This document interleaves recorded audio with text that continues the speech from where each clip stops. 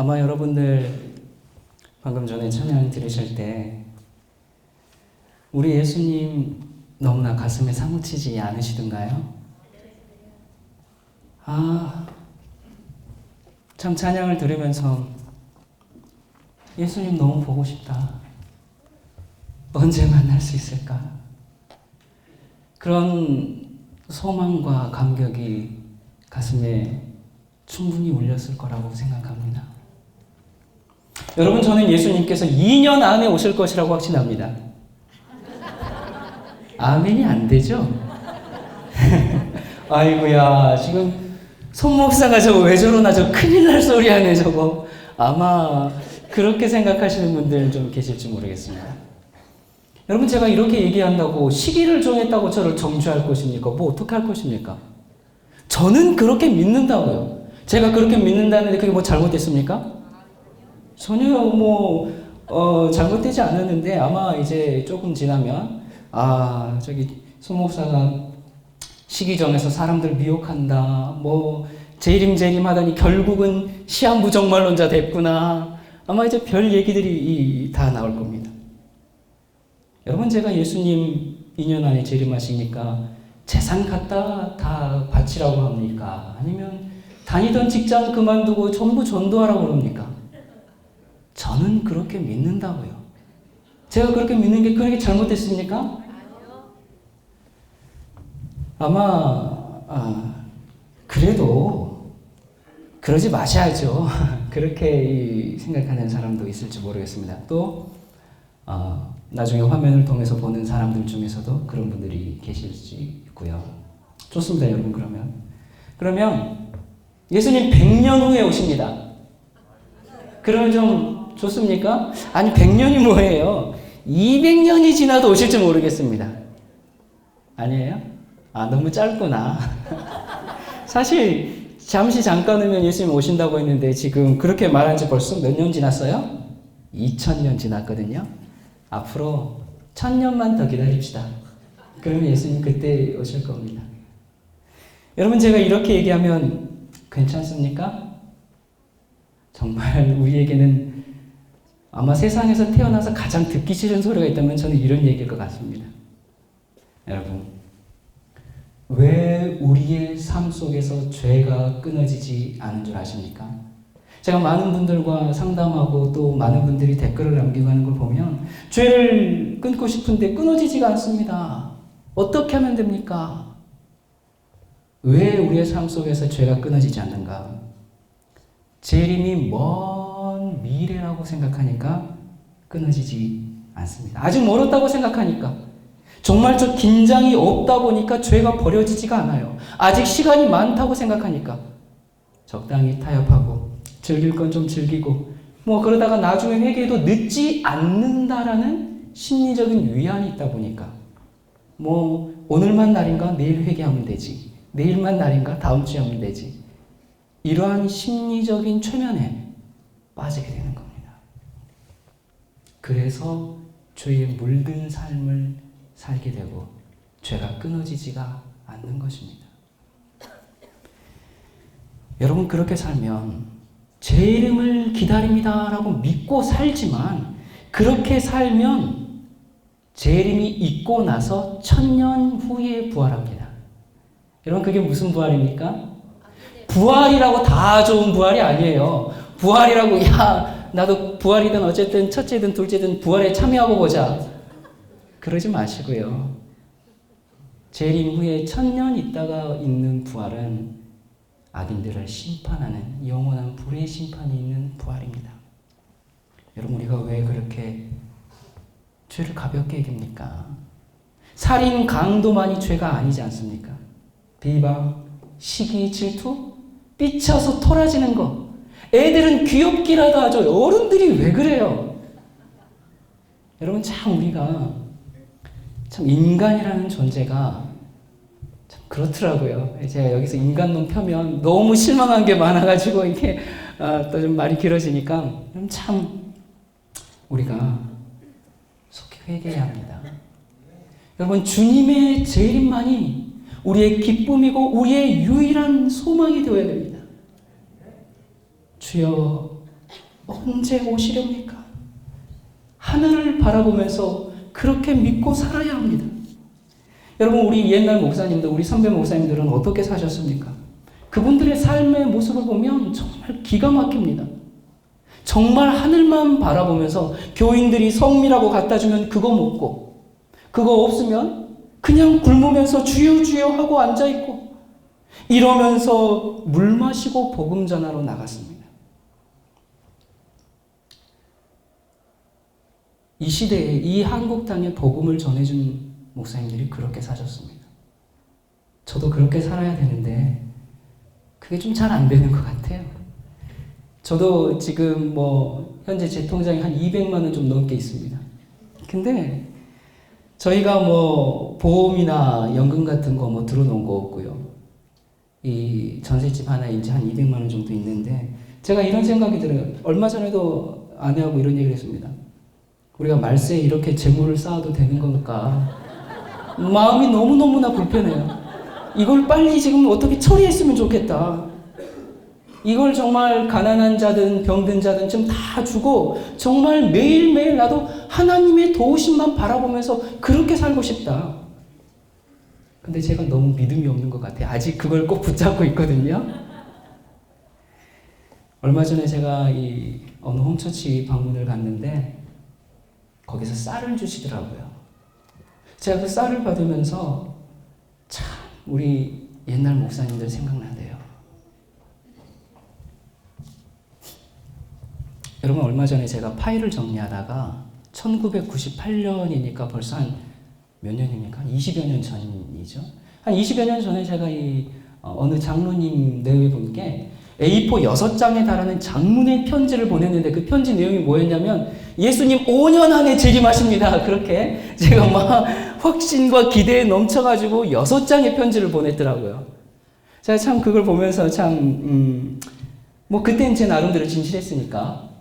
근데 제가 1998년에 예수님 5년 안에 재림하실 겁니다. 그렇게 이제 확신했는데, 그렇게 5년이 지났을 때 정말로 이 대한민국을 뜨겁게 만드는 엄청난 사건이 있었습니다.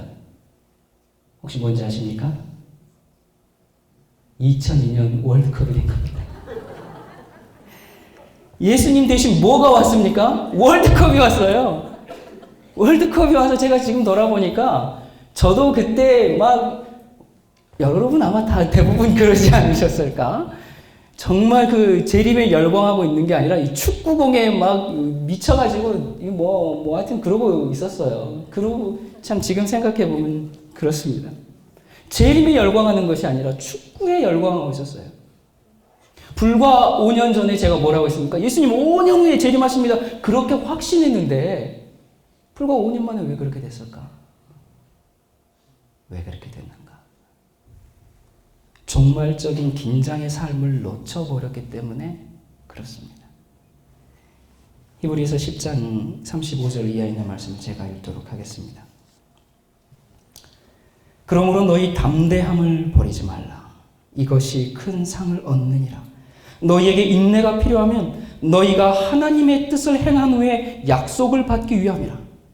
잠깐 후면 오실 이가 오시리니 지체하지 아니하시리라. 오직 나의 의인은 믿음으로 말미암아 살리라. 또한 뒤로 물러가면 내 마음이 저를 기뻐하지 아니하리라 하셨느니라. 우리는 뒤로 물러가 침륜에 빠질 자가 아니요 오직 영혼을 구원함에 이르는 믿음을 가진 자니라. 여기 보니까 영혼을 구원하는 믿음을 지금 어떤 믿음이라고 말하고 있습니까? 여기 보면 어떤 말씀입니까? 히브리서 10장 35절부터 지금 39절까지 제가 읽었는데, 영혼을 구원함에 이르는 믿음, 담대한 믿음일까요? 이 말씀에 얘기가 나옵니다. 37절과 39절에 보면 나옵니다. 잠깐 후면 오실 이가 오시리니 지체하지 아니하시리라. 하나님께서 약속하신 것을 금방 이루지 않고 지체하실 때 견디는 믿음, 인내하는 믿음을 말합니다. 그래서 39절에 보니까 지체될지라도 물러나지 마라. 뒤로 물러가지 않는 믿음을 영혼을 구원함에 이르는 믿음을 가진 자다라고 그렇게 말씀하고 있습니다. 여러분은 주님 뜻대로 살기로 결심한 이후에 몇 년 지났습니까? 복음과 진리를 깨닫고 예수님의 재림을 기다린 지 몇 년 지나셨습니까? 여러분 마음 가운데 인내하고 담대하게 뒤로 물러가지 않을 그런 믿음을 가지고 계십니까? 영혼을 구원함에 이르는 믿음을 가지고 계십니까? 이 믿음이라는 것은 이것이 진리다라고 확신이 섰으면 그 진리를 위해서 목숨도 아끼지 않는 것이 믿음입니다. 믿음은 흔들리지 않는 겁니다. 믿음은 뒤로 물러가지 않는 겁니다. 여러분 예수님의 재림이 지체되는 것 같지만 하박국서 2장 3절에 이렇게 말씀하십니다. 그 종말이 속히 이르겠고 결코 거짓되지 아니하리라. 비록 더딜지라도 기다리라. 지체되지 않고 정령 응하리라. 여러분 믿으십니까? 끝까지 견디는 자는 구원을 얻으리라.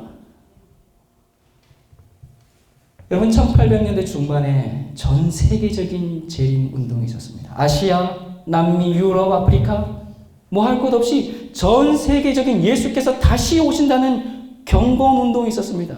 대부흥 운동이 있었습니다. 미국에서만 한 10만여 명이 동참한 영적 대각성 운동이었습니다. 그런데 문제가 있어요. 문제는 예수님의 재림의 날짜를 정하는 것이죠.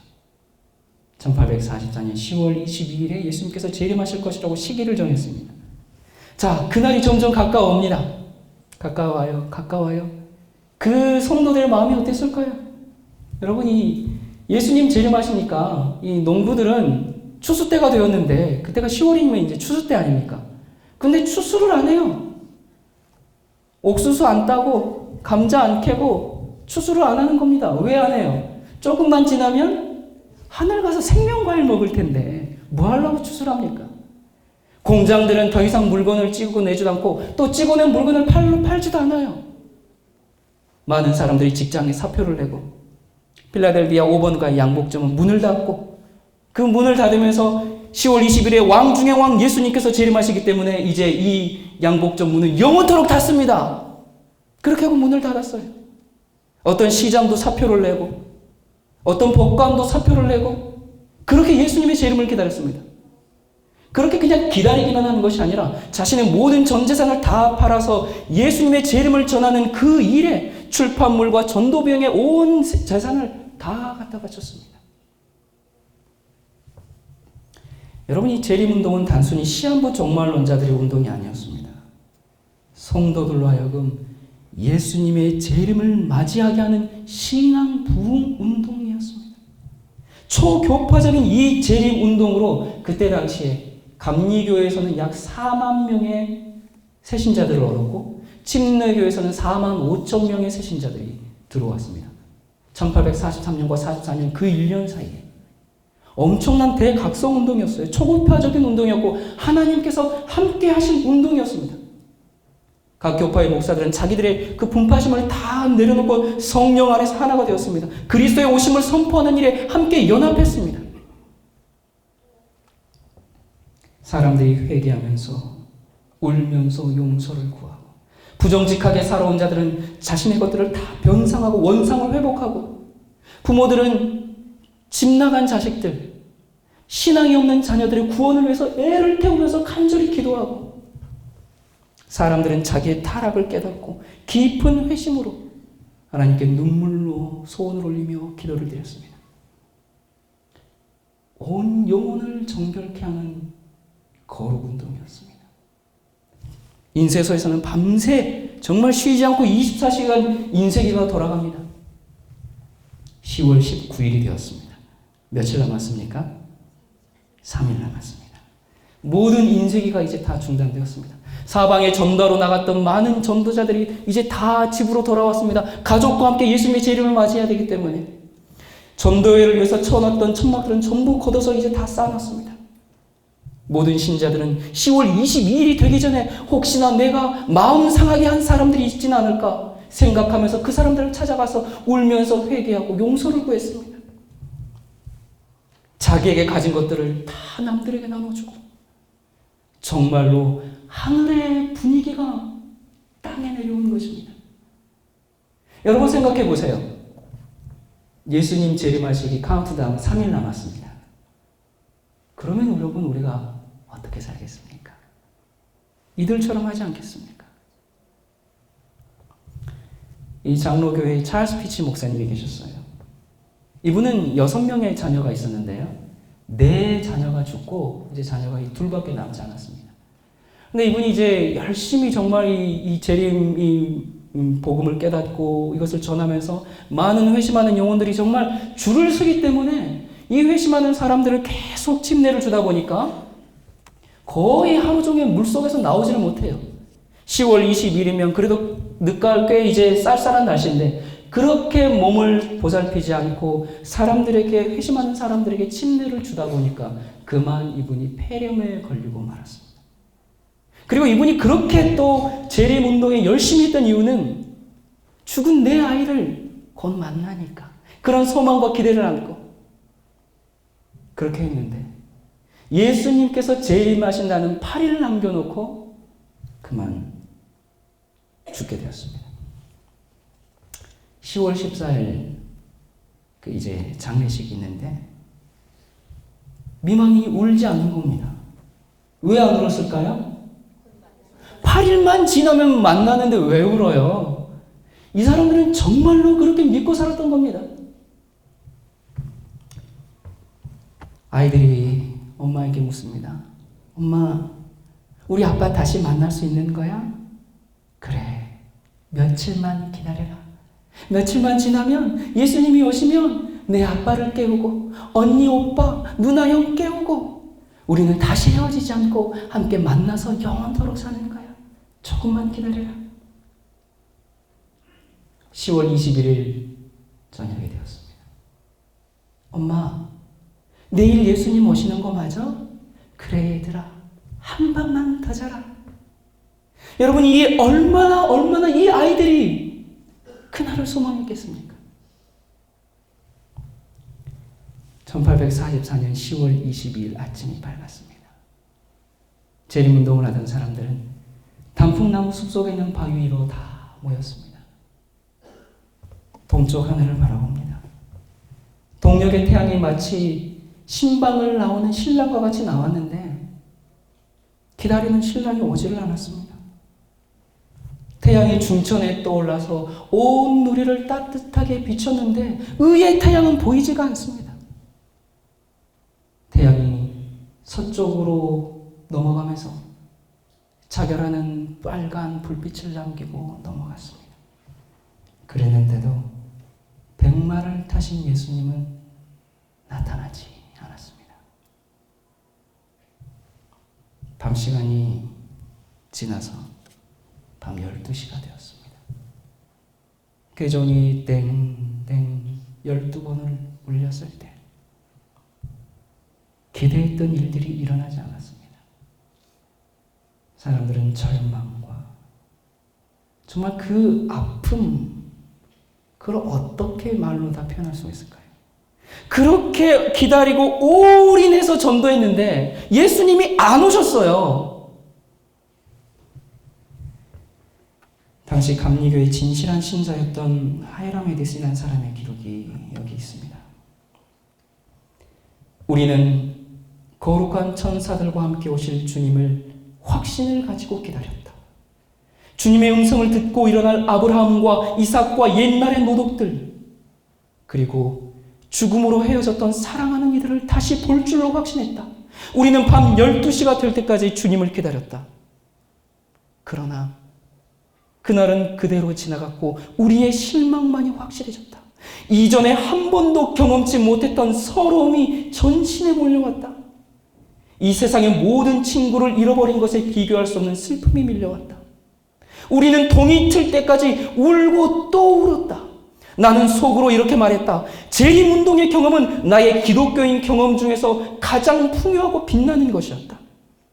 만약 이것이 이제 실패로 끝나는 것이라면 그 밖에 나의 기독교적 경험이 무슨 가치가 있는 것인가? 성경의 실패가 증명된 것인가? 하나님은 결국 존재하시지 않는 것인가? 하늘도 존재하지 않는 것인가? 우리의 가장 소중한 소망들은 실제하지 않는 것인가? 이 얼마나 애통한 일인가?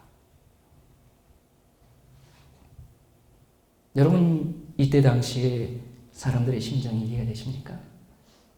이 사람들은 단순히 시한부 종말론자들이 아니었습니다. 여러분, 만약에 제가 앞으로 2년 후에 1월 1일 날짜 정하고 시기 정하고 시간도 정해볼까요? 1시라고 하죠 뭐. 예수님 오십니다. 그렇게 하면서 월반지 전도지 설교할 것이 막 그렇게 했어요. 그런데 예수님이 안 오셨어요. 그럼 저 어떻게 될까요? 맞아요. 혼나죠. 1844년 당시 예수님이 재림하지 않으셨습니다. 그때 사람들의 반응이 어땠는가? 그때 기록이 이렇게 있습니다. 그때 재림운동하던 사람이 이런 기록을 남겼는데요. 그것은 마치 무저갱에서 모든 마귀들이 풀려나와서 우리들에게 몰려드는 것 같았다. 이틀 전만 해도 자비를 구하면서 울부짖던 사람들이 이제는 폭도들과 섞여서 가장 신성모독적인 모양으로 조롱하고 야유하고 위협했다. 현재 일어나고 있는 비웃음과 조롱을 이루 다 말할 수가 없다. 만나는 사람들 중에 아직도 하늘에 못 갔는가? 왜 하나님은 세상을 불로 태우지 않았는가? 하면서 조롱하지 않는 사람이 없다. 아마 그렇게 되겠죠. 여러분, 예수님께서 오시지 않았을 때 그 사람들이 받았던 경멸과 조롱과 한번 생각해 보십시오. 비웃음거리와.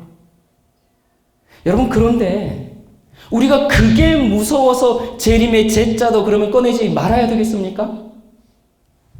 재림 얘기하면 왠지 좀 촌스러운 것 같아요. 여러분 혹시 아십니까? 요즘 기독교 신학에서는 예수 그리스도의 재림을 실제적인 재림으로 믿지를 않습니다.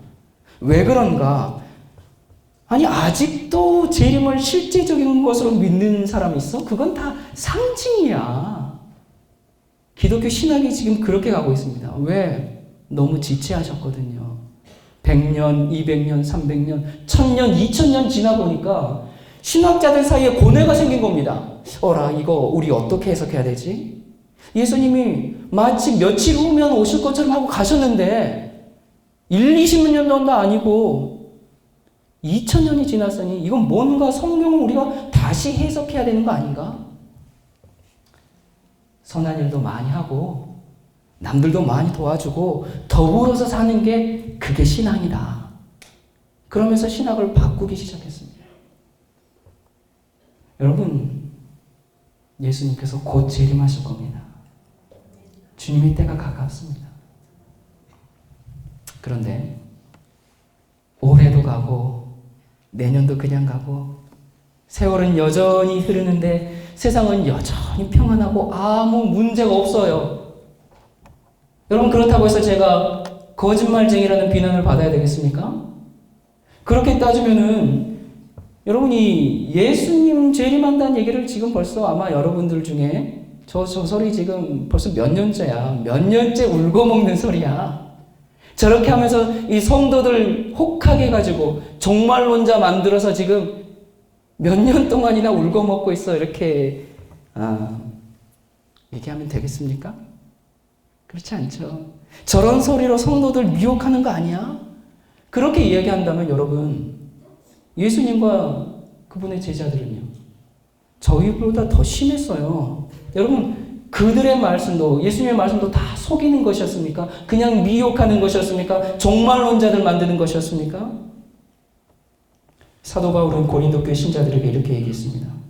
고린도전서 7장 29절에 보니까 형제들아, 내가 이 말을 하노니 때가 단축하여진 거로, 때가 단축됐다고 얘기했어요. 여러분, 또 고린도 교회 보내는 서신을 보면 뭐라고 얘기합니까? 예수님이 이렇게, 재림이 이렇게 가까웠는데 결혼은 무슨 결혼 하면서 나와 같이 그냥 혼자 지내라. 예수님 곧 오신다. 그렇게 얘기했죠. 기억하십니까? 여러분, 그러나 제가 한 가지 바울과는 좀 다른 얘기를 하겠습니다. 여러분, 저도 사도 바울처럼 예수님이 정말 재림하실 것이 임박했다고 믿습니다. 그러나 한 가지, 우리 미혼 남녀들이시여, 너무 재지 말고 제발 결혼들 하십시오. 여러분이 여기에 얼마나 훌륭한 우리 여청년, 남청년들이 있습니까?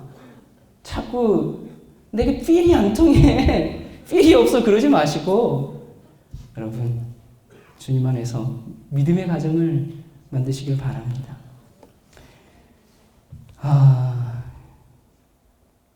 여러분, 이 바울이 시한부 정말론자입니까? 아니죠.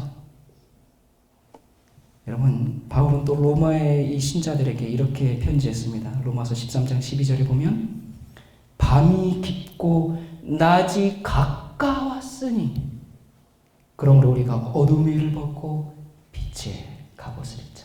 주님 오실 날이 가까웠다라고 했습니다. 또 히브리서에 뭐라고 했습니까? 잠시 잠깐 후면 오실 이가 오시니 지체하지 아니하시리라. 여러분, 잠깐만 있으면 오십니다. 그렇게 얘기했어요. 바울이 사기꾼입니까? 여러분, 그리스도께서 밤모섬에 요한에게 찾아가셔가지고 뭐라고 말씀하셨습니까? 계시록 1장 3절에 보면 이 예언의 말씀을 읽는 자와 듣는 자들과 그 가운데 기록한 것을 지키는 자들이 복이 있나니 뭐가 가까움이라? 때가 가까움이라. 무슨 때요? 예수님의 재림의 때요. 계시록을 마치면서 22장 6절 7절에 주 곧 선지자들의 영의 하나님이 그의 종들에게 속히 될 일을 보이시려고 그의 천사를 보내셨도다. 보라, 내가 속히 오리니 이 책의 예언의 말씀을 지키는 자가 복이 있으리라. 내가 속히 오겠다. 여러분, 이건 제 얘기가 아닙니다. 예수님께서 하신 얘기예요. 뭐라고 하셨어요? 예수님께서 속히 오신다고 스스로 얘기하셨습니다. 그러면 예수님께서 하신 얘기는 괜찮고 저희가 예수님 속히 오십니다 그러면 광신입니까? 그렇지 않죠. 성경을 마무리하면서 마지막 책 마지막 장에도 이렇게 말씀하십니다. 계시록 22장 20절 이것들을 증거하신 이가 가라사대 내가 뭐요? 여러분 다 아시죠? 내가 진실로 속히 오리라 하시거늘. 우리 좀 다 같이 해볼까요? 시작! 내가 진실로 속히 오리라 하시거늘. 그때 요한이 뭐라고 대답했습니까? 아멘, 주 예수여 오시옵소서. 우리 같이 다시 한번 해볼까요? 아멘, 주 예수여 오시옵소서. 여러분, 이 그리스도의 재림에 대한 이 복된 소식은 세상에 전해져야 됩니다. 희망이 없어 보이는 이 기독교를 다시 회복시킬 방법은 오직 한 가지입니다. 그것은 그리스도의 재림에 대한 소식입니다. 세상과 적당히 타협하고 적당하게 살고 있는 기독교인들이 정신을 차릴 방법은 예수께서 다시 오신다는 소식입니다. 처음 신앙의 감동과 감격을 잃어버리고 이제는 자꾸만 형제들의 티가 눈에 보이십니까? 왜 그런가? 재림에 대한 긴장감을 놓쳐버려서 그렇습니다. 여러분, 예수님께서 곧 다시 오십니다. 우리는 이 복음으로 깨어나야 합니다. 우리는 회개해야 합니다. 사도 요한이 밤모섬에서 내가 속히 가겠다. 주님의 그 약속을 받았죠. 그 말을 듣자 요한이 아멘, 주 예수여 오시옵소서 대답했는데 그 대답은 요한만의 고백이 된 게 아닙니다. 그 이후로 2000년 동안 정말 신실한 하나님의 백성들의 간절한 기도로 메아리치고 울려 퍼졌습니다. 옥중에서 아멘, 주 예수여 오시옵소서. 화영대에서 주 예수여 언제 오시렵니까? 교수형에 처하면서 주 예수여 언제 오시렵니까?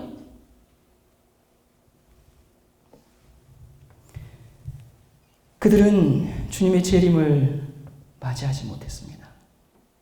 그러나 주님의 재림의 날 부활할 것은 믿었기 때문에 죽음도 넉넉히 이길 수 있는 신앙을 가진 겁니다.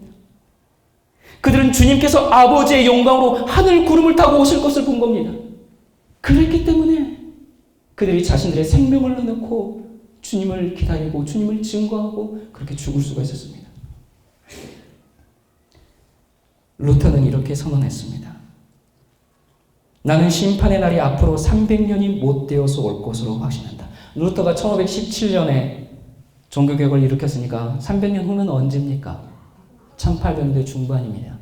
그렇기 때문에 1800년대 중반에 있었던 그 전 세계적인 재림운동은 단순히 한 부류의 시한부 종말론이 아니라 성경 해석에 근거한 재림운동이었다 그 말입니다. 하나님께서는 이 사악한 세상을 더 이상 오래 참지 않으실 것이며 참을 수도 없을 것이다. 이 가증한 나라가 전복될 큰 날이 다가오고 있다. 그렇게 루터는 이야기했습니다. 루터와 함께 동역했던 멜라니토는 이 낡은 세상은 그 끝이 멀지 않았다라고 말했고, 칼빈은 그리스도의 오시는 날을 모든 사건들 중에서 가장 기쁜 사건으로 주저하지 말고 고대하라. 모든 사건들 중에서 가장 기쁜 사건으로 주저하지 말고 고대하라 그랬습니다. 여러분에게 있어서 그리스도의 재림이 가장 기쁜 사건입니까? 정말 그날을 고대하고 계십니까? 여러분, 고대한다는 게 뭡니까? 몹시 기다린다는 겁니다. 여러분에게 가장 기쁜 사건이 뭡니까? 라고 개인적으로 물었을 때 예수님의 재림 말고는 다른 게 없습니다. 그렇게 대답하실 수 있습니까?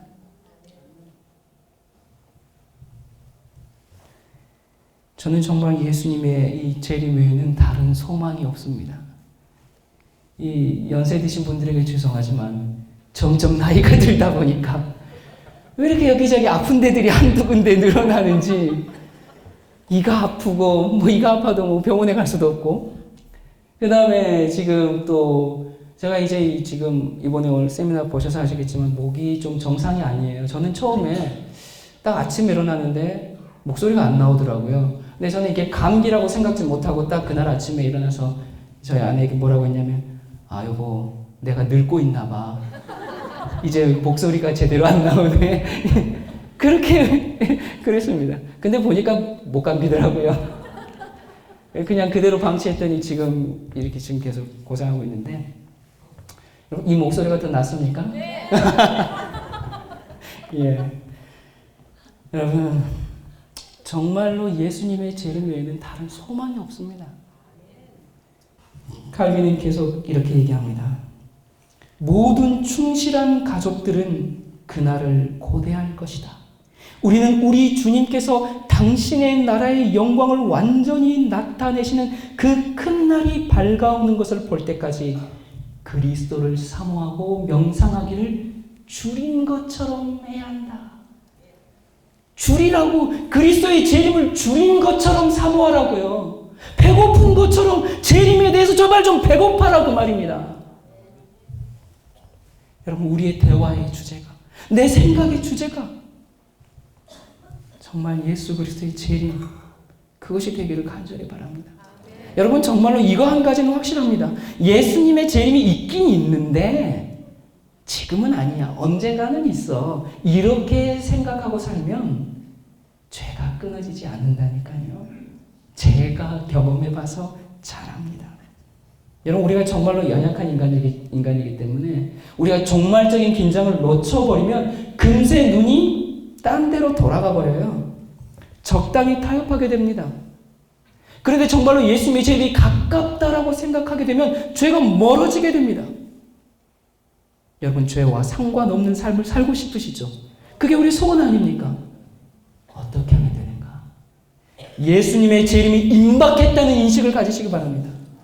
그러면 심판의 때가 가까웠다는 긴장감을 회복하게 되면, 그러면 우리의 삶 속에 변화와 개혁이 자연스럽게 따라오는 것입니다. 스코틀랜드의 개혁자, 종교개혁자 넉스는 이렇게 말했습니다. 우리 주 예수께서는 우리와 같은 육신을 입으시고 하늘로 가지 않으셨는가? 그리고 다시 오실 것이 아닌가? 우리는 그분께서 돌아오시되 속히 돌아오실 것을 믿는다. 이런 믿음이 있었기 때문에 종교개혁을 그렇게 했죠. 진리를 위해서 생명을 버린 리들리는 이렇게 얘기합니다. 나는 주님의 다시 오심을 믿고 있음으로 말한다. 세상은 확실히 종말에 가까워지고 있다. 우리는 하나님의 종 요한처럼 충심으로 우리 구주 그리스도를 향하여 오시옵소서 주 예수여 오시옵소서라고 부르짖어야 한다. 종교개혁자 박스터는 또 이렇게 얘기합니다. 주님께서 다시 오신다는 생각은 나에게 가장 큰 기쁨이요 즐거움이다. 그분의 나타나심을 사모하고 그 복된 소망을 바라보는 것이 성도들의 특성이요 믿음이다. 우리는 사망이 완전히 정복하게 될 그리스도의 재림을 참으로 열렬하게 바라보고 그 일을 위하여 기도해야 할 것을 깨닫게 될 것이다.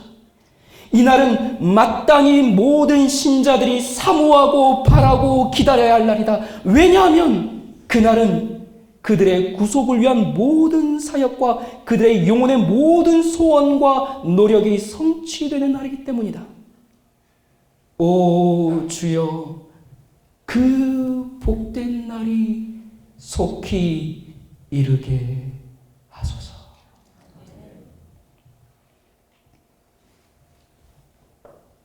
여러분, 초대교회부터 사도시대를 거쳐서 핍박을 받는 광야교회, 종교개혁자들에 이르기까지 그들의 한결같은 소망은 예수님의 재림이었습니다. 주님의 다시 오심, 그것만이 우리의 기쁨이고 우리의 소망이 되어야 합니다. 여러분, 우리가 이 세상에서 무슨 소망이 있겠습니까?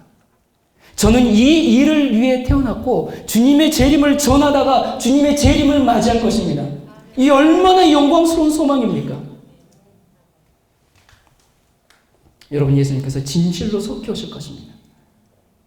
그런데 물론 우리가 기대하는 것보다 지금 예수님의 재림이 지체되고 있는 것은 사실이에요. 여러분, 우리 주님께서 지금 우리들이 기대하고 있는 것보다 지체되지 않는다고 해서, 그렇다고 해서 주님의 말씀을 믿을 수가 없다, 우리가 그렇게 해서 되겠습니까? 하나님의 약속들과 하나님의 경고들은 항상 조건적이었습니다. 여러분, 하나님께서는 마지막 시대를 사는 우리에게 아주 특별한 일을 맡기셨습니다. 예수님께서 재림하시기 전에 하나님의 심판은 저주가 아니라 하나님의 공의와 하나님의 사랑이라는 것을 온 세상에 알려줘야 하는 그런 의무가 있습니다. 그 일을 누가 합니까? 예수님께서 이 땅에 다시 오셔서 예수님께서 직접 하십니까? 아니죠. 바로 우리들에게 그 일을, 그 사명을 맡기셨어요.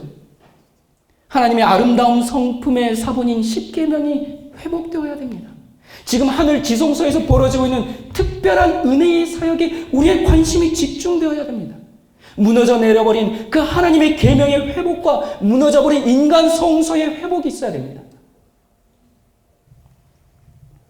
늦은 비 성령의 능력으로 이 지구상에 사는 모든 사람들이 사람의 아들 그리스도, 우리의 모본자 되시는 그리스도,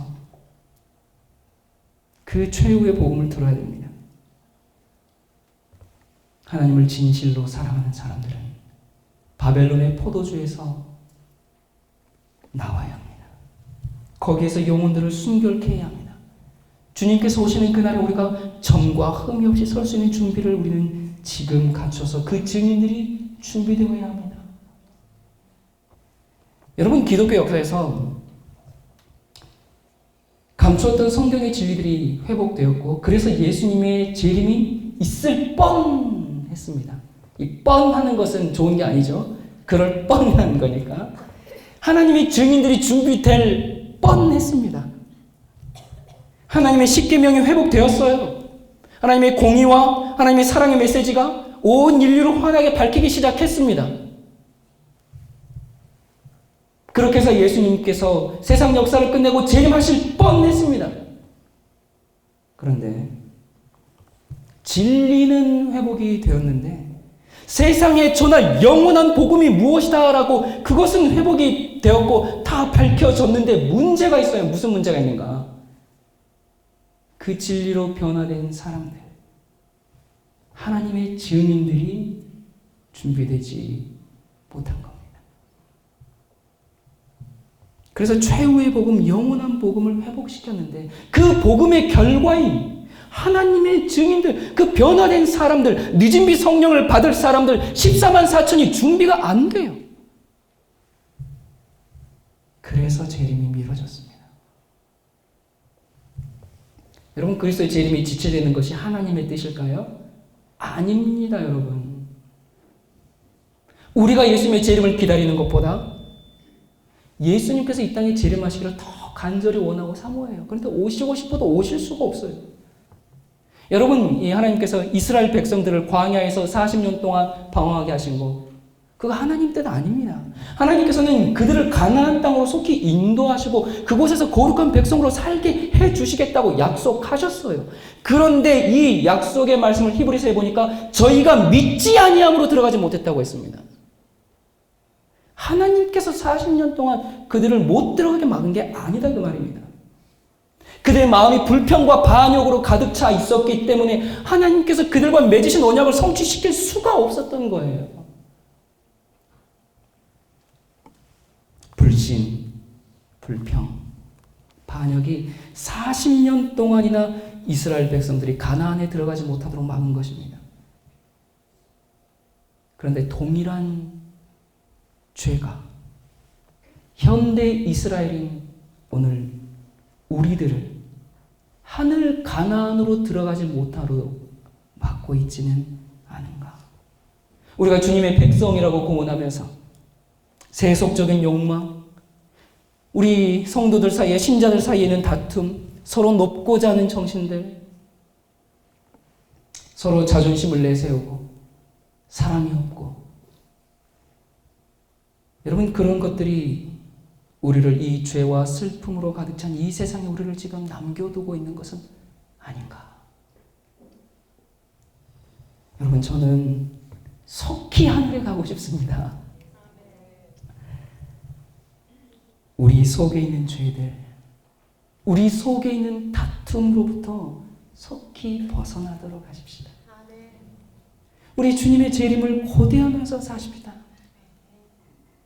여러분, 예수님이 설령 100년 후에 오신다 할지라도 내가 주님 뜻대로 살기로 결심한 것에 대하여 아무런 후회가 없는 그런 믿음을 가지고 살아야 합니다.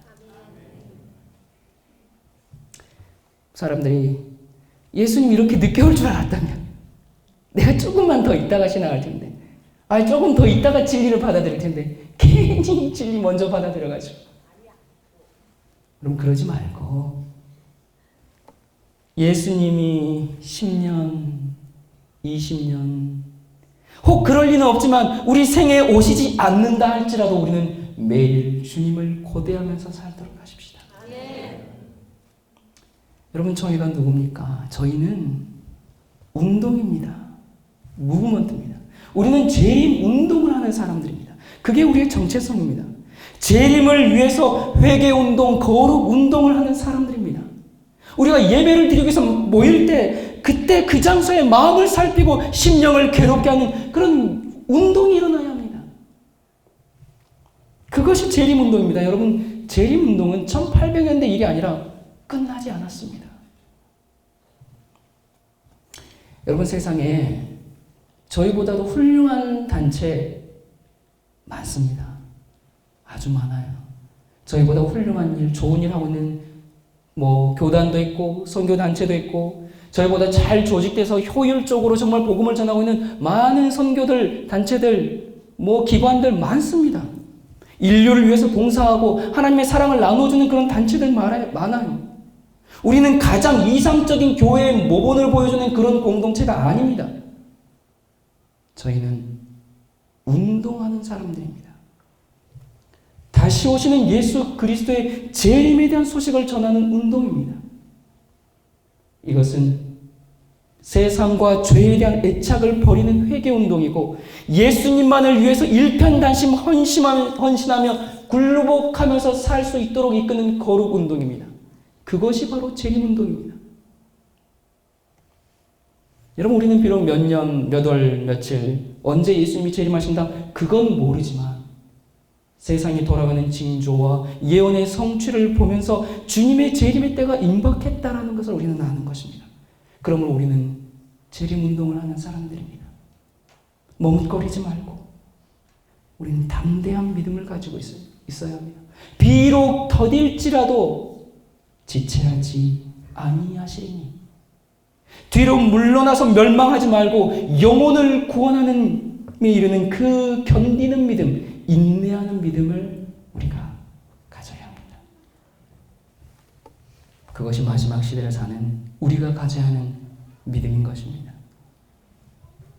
여러분, 이 운동은 다툼과 원한을 화해하고 모든 잘못을 고백하고 하나님 앞에 굴복하고 하나님께 용서를 받고 그리고 우리 마음의 깊은 회개를 가져오는 운동입니다.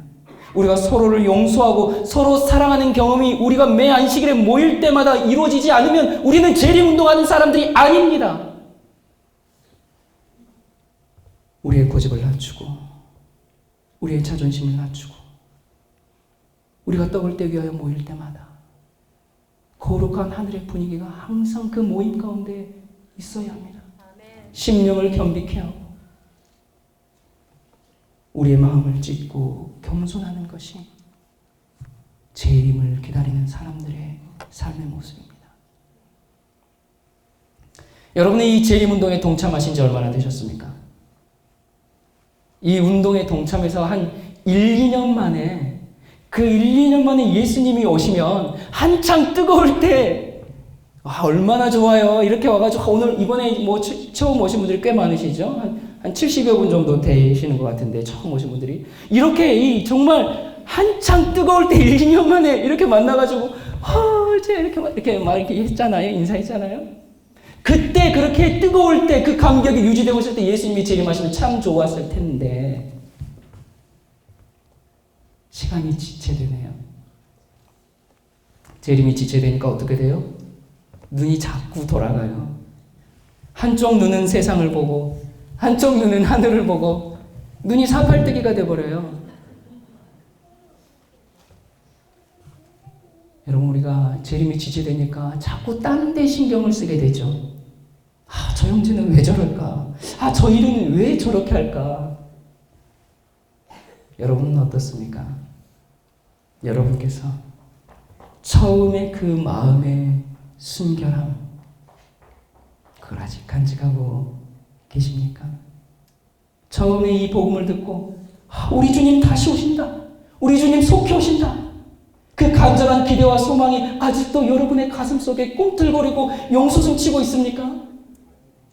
아니면 시간이 지남으로 혹시 양쪽으로 눈이 찢어져 버렸습니까? 우리 회복해야 되겠죠. 여러분, 저는 사실 가끔 두렵습니다. 뭐가 두렵냐면 우리가 종말적인 긴장을 놓쳐버릴까 봐 두렵습니다. 여러분, 운동은 혼자 하는 게 아니거든요. 함께 해야 합니다. 여러분, 이상한 얘기 같지만 우리 주님을 좀 도와주십시오.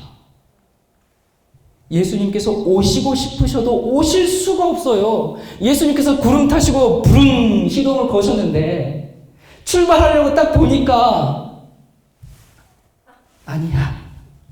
저 형제에게 은혜의 시간이 더 필요해. 조금만 더 있다 가자. 다시 내려요.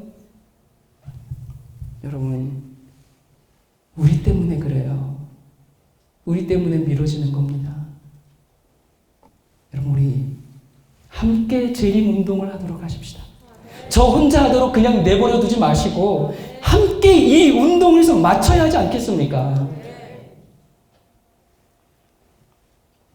하나님께서 노아에게 방주를 지으라고 말씀하셨어요. 그 말씀을 믿고 산에 올라가서 방주를 지었습니다. 그렇기 때문에 여러분, 믿음이라는 것이 머리로 믿고 동의하고 인정하는 것이 믿음이다라고 성경에서 단 한 번도 그렇게 말씀하신 적이 없습니다. 믿음이라는 것은 주께서 하라 했으면 하고 하지 말라 했으면 안 하는 것, 그것이 믿음입니다. 노아가 방주를 지었어요. 얼마나 웃음거리가 되었겠습니까? 비가 오는 그 날까지 아무 일도 없는 거예요. 여러분, 우리가 어쩌면 짐승의 배 환란이 있을 때까지 고요하고 아무 일도 없을지 모릅니다. 마지막 위기가 올 때까지, 그때까지 정말 아무 일도 일어나지 않고 평안할지 모릅니다. 노아 홍수 때도 꼭 그랬습니다. 그렇기 때문에 우리에게 어떤 믿음이 필요한가? 뒤로 물러가지 않는 믿음, 인내하는 믿음, 견디는 믿음이 필요합니다. 확신했으면 누가 뭐라고 해도 성경과 영감에 그래서 이것이 잘못됐다라고 말하지 않는 한 우리가 그 말씀대로 살게 되기를 간절히 바랍니다. 여러분, 노아 시대 한번 생각해 보세요.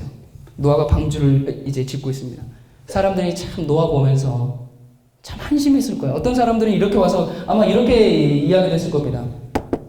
노아 할아버지, 오케이, 좋습니다. 방주 짓는 건 좋은데 방주를 이렇게 만들어서 누가 들어가겠습니까?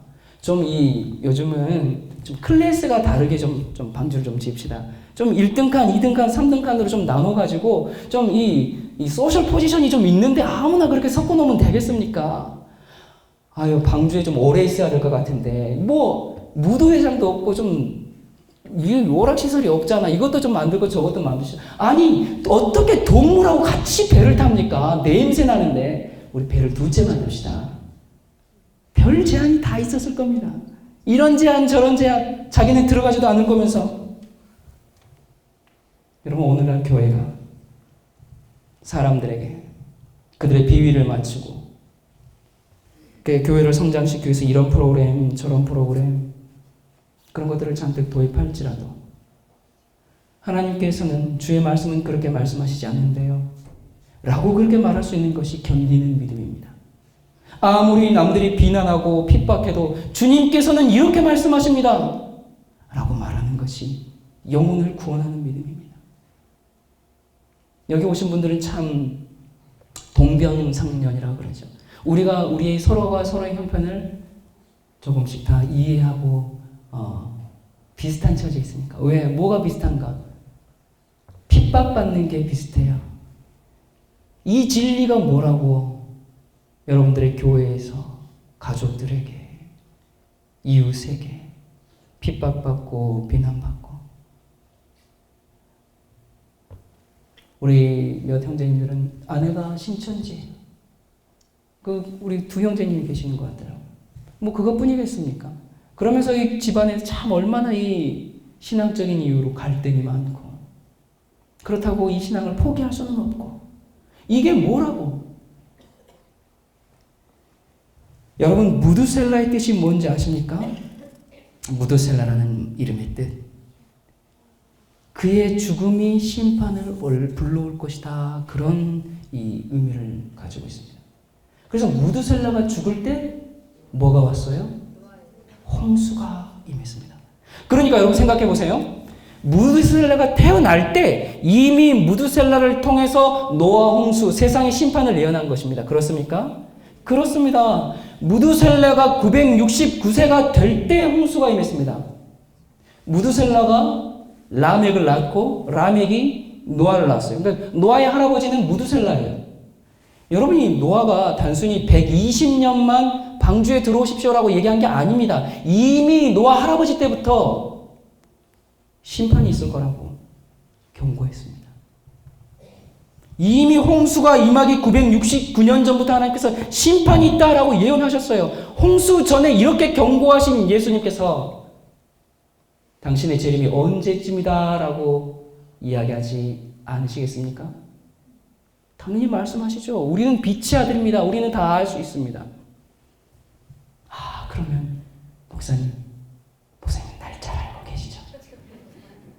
저한테 귓속말로 저한테만 알려주십시오. 몇 년도입니까? 전 그거 모릅니다. 그러나 압니다. 곧 임할 것입니다. 여러분, 지금은 예수님의 재림의 때입니다. 예수님께서 베들레헴에 탄생하실 때에 사람들은 알았습니다. 그래서 베들레헴으로 찾아왔습니다. 예수님께서 AD 31년 공생애를 시작하실 때 사람들은 알았습니다. 다니엘서의 그 70주야 예언을 연구함으로 예수님의 사역의 때가 됐다는 것을 알았습니다. AD 70년 예루살렘이 멸망할 때 사람들은 알았습니다. 멸망의 때가 왔다는 것을. 그러므로 우리도 예수님의 재림의 때가 임박했다는 것을 압니다. 여러분, 재림신앙은 그냥 기다리는 것뿐만이 아닙니다. 기다리는 것을 누가 못합니까? 기다리면 되는데요. 노아 당시 사람들도 다 기다렸습니다. 안 기다린 사람이 어디 있어요? 얼마나 궁금했겠습니까? 비가 오나 안 오나 한번 보자. 다 기다렸죠. 우리가 그런 신앙을 가지게 될 수가 있어요. 재림 기다리죠. 근데 노아 당시의 사람들도 모두 비를 기다렸다니까요. 기다리는 것이 아니라 문제는 그들이 방주에 들어가지를 않은 것입니다. 우리는 방주에 들어가야 합니다. 방주에 들어가는 것은 다른 것이 아니고 순종입니다. 여러분이 주님의 말씀에 순종하며 사는 것이 방주에 들어가는 겁니다. 그것이 재림을 기다리는 겁니다. 주께서 하라고 했으면 하고 하지 말라고 했으면 안 하고 그게 방주에 들어가는 거예요. 그게 재림을 기다리는 겁니다. 우리 성경에는 방주에 들어가라 라고 되어 있지만 영어 성경에는 뭐라고 되어 있습니까? 방주에 들어오라. Come into the ark. 그렇게 되어 있죠. 들어오라고. 왜요? 왜 들어오라 그래요? 방주 안에 예수님께서 계시니까 거기로 들어오라고. 방주는 예수님을 상징합니다. 우리는 예수님 안에 있어야 구원받아요. 노아도 예수님 안에 있었습니다. 예수님 안에 있는다는 것은 방주 안에 있는 것입니다. 그런데 방주 안에 있으려면 뭐가 있어야 됩니까? 방주가 있어야 돼요. 이 방주를 짓기 위해서는 여러 가지 희생이 필요합니다. 감당해야 할 몫이 필요합니다. 그것이 방주에 들어가는 것입니다. 노아는 하나님께서 말씀하신 것을 다 뭐하여 어떻게 했더라? 준행하여 지켰더라. 그것이 방주 안에 들어가는 경험입니다. 그것이 예수님 안에 거하는 경험입니다. 내가 예수님 안에 어떻게 거하는가? 하나님의 말씀대로 살고 있는가 아닌가? 그것이 내가 방주 안에 있는가? 내가 예수님 안에 있는가 아닌가? 그거 알 수 있는 겁니다. 하나님의 계명을 지키고 있는가 아닌가? 그것이 예수님 안에 거하는 겁니다. 그것이 재림운동을 하는 사람들의 신앙입니다. 여러분, 우리의 표준은 어디에 있습니까? 우리의 표준은 무엇인가? 재림운동하던 그 당시의 사람들의 표준은 어디에 있었는가? 그 사람들은 자신과 죄와 세상에 대한 애착을 버리고 하나님께 순종하되 완전하게 순종하는 것이 그들의 표준이었습니다. 그들은 아침에 무릎을 꿇고 하나님께서 자신을 용서하고 하나님께서 용납하셨다는 그 확신과 보증을 얻기까지는 무릎을 일으키지 않았다라고 그렇게 기록하고 있습니다. 그때 당시 재림운동하던 사람들의 신앙이 그랬습니다. 여러분, 우리 얼마나 편하게 신앙합니까? 그런 삶을 살기 위해서 우리가 여기에 와 있습니다. 참 감사합니다. 그런데 순조롭지가 않아요. 사탄이 우리 곁에 와서 옆에 가시를 푹 하고 그냥 박아줍니다. 어려움을 주고 핍박을 주고 마음이 흔들리는 어떤 유혹을 속삭이고 근심되는 일을 자꾸 주어서 우리를 자꾸 낙심시키려고 하고 하나님의 뜻을 저버리게 하고 재림에 대한 기대를 흐려버리게 하고 재림 운동의 대열에서 이탈하게 만들려고 하고 얼마나 우리를 그렇게 흔들어대는지 모릅니다. 그런 우리에게 히브리서 10장 35절 39절 말씀으로 다시 권면하십니다. 그러므로 너희 담대함을 버리지 말라. 이것이 큰 상을 얻느니라. 너희에게 인내가 필요함은 너희가 하나님의 뜻을 행한 후에 약속을 받기 위함이라. 잠시 잠깐 후면 오실 이가 오시리니 지체하지 아니하시리라. 오직 나의 의인은 믿음으로 말미암아 사니라. 또한 뒤로 물러가면 내 마음이 저를 기뻐하지 아니하리라 하셨느니라. 우리는 뒤로 물러가 침륜에 빠질 자가 아니요 오직 영혼을 구원함에 이르는 믿음을 가진 자니라. 우리에게 견디는 믿음이 필요합니다. 우리에게 인내가 필요합니다. 잠깐 후면 오실 이가 오시리니 지체하지 아니하시리라. 여러분, 우리는 뒤로 물러가 침륜에 빠질 자가 아니고 오직 영혼을 구원함에 이르는 믿음을 갖게 되기를 간절히 바랍니다. 기도하시겠습니다. 오 하나님 아버지, 임박한 예수님의 재림을 인하여 감사드립니다. 이때에 우리의 마음을 새롭게 하여 주시옵소서. 회개 운동으로 마음을 낮추게 하시고, 거룩 운동으로 세속이 들어왔으면 버리게 하시고, 타협이 들어왔으면 주님 앞에 굴복하게 하시고, 재림 운동으로 비록 지체될지라도 뒤로 물러가지 않는 믿음을 갖게 해 주시옵소서. 주님의 다시 오심을 위해서 힘써 일하고 전하는 충실한 일꾼들이 되게 해 주시옵소서. 우리를 너무너무나 사랑하셔서 다시 오시겠다고 약속하신 예수 그리스도의 이름으로 간절히 기도드립니다. 요즘처럼 기독교의 양면성이 뚜렷해지는 시대가 없었던 것 같습니다. 한쪽에서는 너무나 인기가 있습니다. 마치 명함 한 장 지니고 다니듯이 사람들은 자신의 사업을 위해서, 또 사교를 위해서, 친교를 위해서 쉽게 교회에 나갑니다. 때문에 많은 신자들은 진정한 그리스도인이 된다는 것이 무슨 의미인지를 모르고 있고, 그들의 영적 생활은 무기력하고 나약합니다. 또 다른 면은 바로 이러한 일의 결과 때문에 사람들은 기독교인을 혐오하고 또는 사회에서 제거해야 할 악으로까지 취급하고 있습니다. 여러분, 왜 이런 일들이 생기는 것일까요? 10년, 20년 평생 교회를 다녀서도 성경의 진리에 대해서는 무지하기 때문에 그렇습니다.